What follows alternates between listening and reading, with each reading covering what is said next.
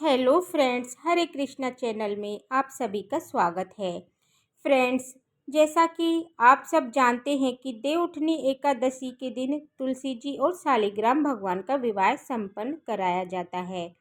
और तुलसी विवाह कराने की बहुत ही सरल विधि मैंने अपनी वीडियो में भी शेयर की है, जो आप मेरे चैनल पर जाकर देख सकते हैं। फ्रेंड्स, तुलसी विवाह संपन्न कराने के बाद हमें तुलसी जी की विवाह की कहानी जरूर सुननी होती है। तो तुलसी विवाह की कथा सुनने के बगैर हमें पुण्यफल की प्राप्ति नहीं होती है।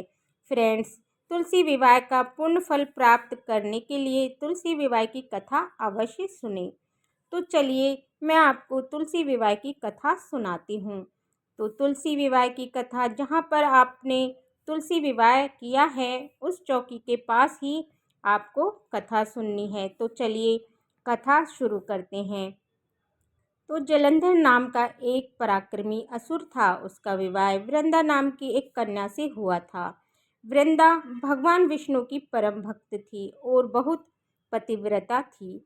इसी कारण से जलंधर को अजय होने का वरदान प्राप्त था। अजय होने के कारण किसी से भी नहीं हारता था। अजय होने के कारण जलंधर ने बहुत ज़्यादा अभिमान आ गया था और वह स्वर्ग की कन्याओं को परेशान करने लगा था।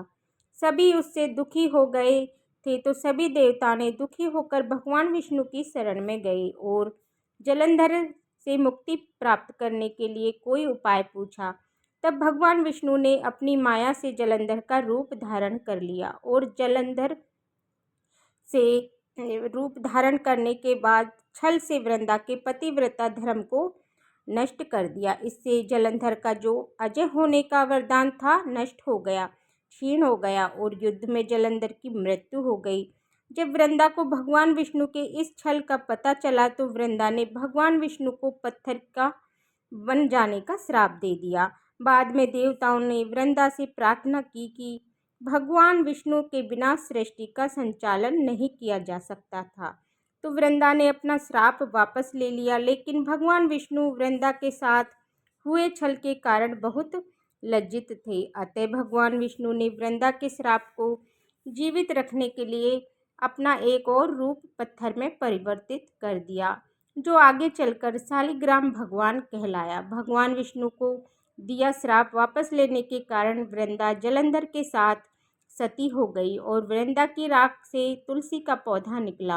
वृंदा की मर्यादा और प्रभाव को बनाए रखने के लिए देवताओं ने भगवान विष्णु के शालिग्राम का विवाह तुलसी जी से करा दिया। इस घटना को याद रखने के लिए प्रतिवर्ष कार्तिक शुक्ल एकादशी, जिसको देवउठनी पौधनी या देवउठनी एकादशी कहा जाता है, उस दिन भगवान विष्णु के स्वरूप शालिग्राम जी का विवाह तुलसी जी से कराया जाता है। तो शालिग्राम पत्थर गंडकी नदी से प्राप्त होता है।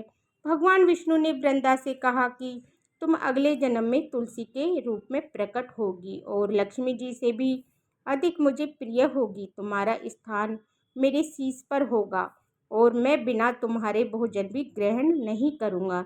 यही कारण है कि भगवान विष्णु को भोजन जब समर्पित किया जाता है तो उसमें तुलसी अवश्य रखी जाती है, क्योंकि भगवान विष्णु बगैर तुलसी के भोग भी प्रसाद स्वीकार नहीं करते हैं। भगवान विष्णु को रविवार का दिन अति प्रिय होता है और इस दिन तुलसी माता पूरी तरह से भक्ति में लीन होती है। उनकी भक्ति से ना विघ्न ना पड़ने के कारण से रविवार के दिन ना तो तुलसी को स्पर्श किया जाता है, ना ही तुलसी जी में जल सींचा जाता है। फ्रेंड्स, शालिग्राम भगवान को तुलसी जी से अलग बिल्कुल नहीं किया जाता है। शालिग्राम भगवान वैसे तो तुलसी जी के गमले में ही विराजमान रहते हैं। अगर आप किसी कारण से शालिग्राम भगवान को अपने मंदिर में विराजमान करते हैं तो उनके पास तुलसी दल अवश्य रखें। शालिग्राम भगवान एक पल का विरह भी तुलसी से बर्दाश्त नहीं करते हैं और हमेशा तुलसी दल उसके पास अवश्य होना चाहिए। फ्रेंड्स, ये थी तुलसी विवाह की कथा।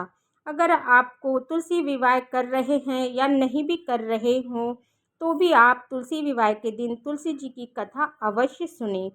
फ्रेंड्स, अगर आपको ये कथा पसंद आई हो तो मेरे वीडियो को लाइक करना, और मेरे हरे कृष्णा चैनल को सब्सक्राइब कर लेना, ताकि मेरी आने वाली वीडियो का नोटिफिकेशन आपको मिल जाए।